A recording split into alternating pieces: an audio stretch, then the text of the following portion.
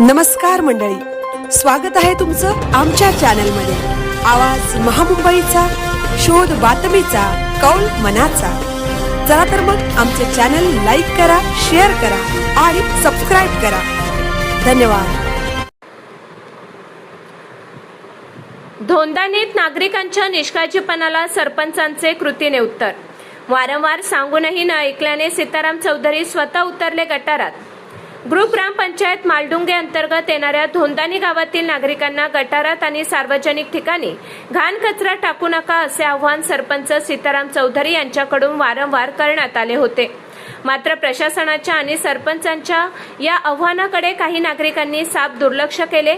शेवटी लोकांनी ऐकले नाही म्हणून स्वतः सरपंच साहेबांनी हातात फावडे घेतले आणि थेट गटारात उतरून साफसफाई केली। पावसाळ्याच्या पार्श्वभूमीवर धोंदानी गावातील गटारांमध्ये प्लास्टिकच्या पिशव्या आणि कचरा मोठ्या प्रमाणावर साचला होता।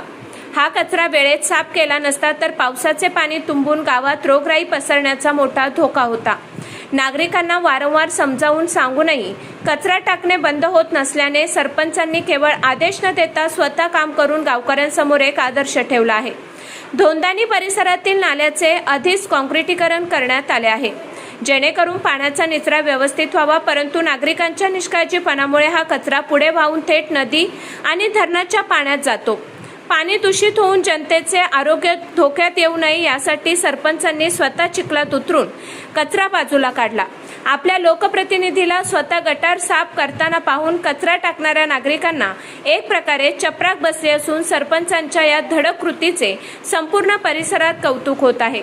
विनाकारण प्रशासनाला दोष देण्यापेक्षा नागरिकांनीही जबाबदारीने वागावे असाच संदेश यातून सरपंचांनी दिला आहे।